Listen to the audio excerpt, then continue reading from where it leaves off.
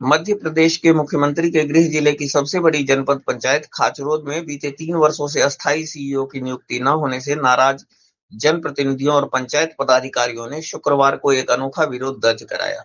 शासन को सद्बुद्धि देने के उद्देश्य से जनपद परिसर में सद्बुद्धि यज्ञ का आयोजन किया गया। इस यज्ञ में जनपद अध्यक्ष पृथ्वीराज सिंह पवार, पूर्व विधायक दिलीप गुर्जर, नपा अध्यक्ष गोविंद भरावा, सरपंच, सचिव और कर्मचारी गण शामिल हुए। जनपद अध्यक्ष पवार ने जानकारी दी कि पिछले 3 वर्षों में 11 सीईओ बदल चुके हैं और पिछले 6 माह से पद रिक्त पड़ा है।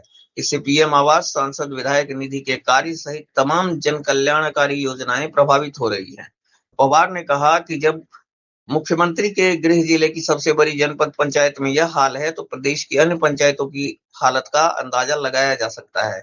यज्ञ के उपरांत प्रतिनिधिमंडल ने एसडीएम नेहा साहू को शिवराज सिंह चौहान के नाम ज्ञापन सौंपा। ज्ञापन में चेतावनी दी गई कि यदि 1 माह के भीतर अस्थायी सीईओ की नियुक्ति नहीं की गई तो जन आंदोलन छेड़ा जाएगा।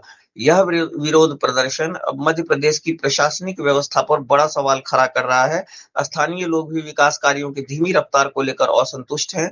जनप्रतिनिधियों की यह पहल अब प्रदेश स्तर पर चर्चाओं में है और शासन से तत्काल कार्रवाई की मांग की जा रही है।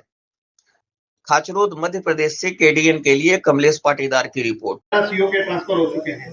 अब आप जानते हैं कि जहां अगर 11 सीओ के तबादले होते हैं तो वहां की कार्य क्षेत्र में कार्य करने के विकास कार्य कैसे प्रभावित होते हैं। सर्वविदित है कि पिछले 24 तारीख को यहाँ पर 28/4 को यहाँ पर महतपुर सीओ को अतिरिक्त प्रभार दिया गया था। तब से महतपुर सीओ ने खाचरोद जनपद में कदम नहीं रखा है। बिना सीओ के कार्य हो रहे हैं और जैसा कि आप सबको विदित है, खाचरोद जनपद के अंदर 8,200 प्रधानमंत्री आवास आए थे। पहली किस्त तो हम जारी कर चुके थे, लेकिन लोग जो ग्रामीण क्षेत्र के हैं उन्होंने अपने मकान खोल दिए हैं। कोई बाहर रह रहे हैं, मकान का कार्य चालू किया है, लेकिन एक एक किस्त में कितना कार्य हो सकता है आप सभी जानते हैं। बारिश सर पर है। अगर यहाँ सीओ नियुक्त होते, दूसरी किस्त जारी हो जाते तो वो जो ग्रामीण में जो प्रधानमंत्री आवास है उनके कार्य सुचारू रूप से चलते हैं और बारिश से पहले लोग अपने घर पे छत डाल सकते थे ताकि वो बारिश से बच सके। आज वो कितने दुविधा में हैं। कितने ही लोग हमारे पास जनपद में आते हैं, साथ दूसरी किस्त नहीं आ रही है, परेशान है, हमारे कार्य रुके हुए हैं, बारिश कैसे निकालेंगे, बच्चों को इस बारिश में हम कैसे लेके रहेंगे।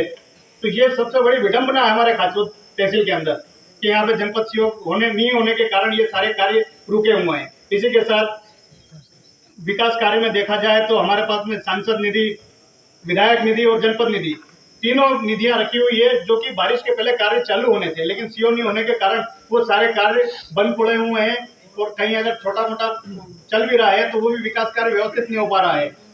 हमारी शासन प्रशासन से मांग है कि खाचरोद को थोड़ा दृष्टिगत रखते हुए यहाँ एक स्थायी सीओ को नियुक्त करें ताकि यहाँ विकास कार्य सुचारू रूप से चल सके।